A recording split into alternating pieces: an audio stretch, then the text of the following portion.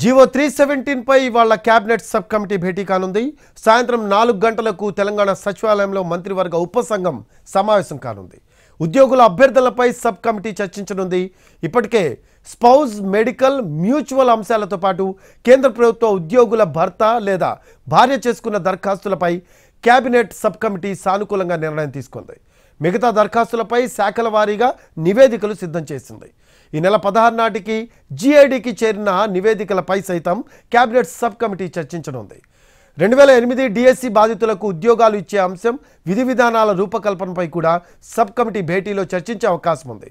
2008 DSC బాధితులకు ఆంధ్రప్రదేశ్ తరహాలో ఉద్యోగాలు ఇవ్వాలని మార్చి 14న తెలంగాణ కేబినెట్ నిర్ణయం తీసుకుంది. విధి విధానాలను ఖరారు చేసే బాధ్యతను కేబినెట్ సబ్ కమిటీకి ప్రభుత్వం అప్పగించడంతో ఇవాళ దానిపై చర్చించే అవకాశం ఉంది.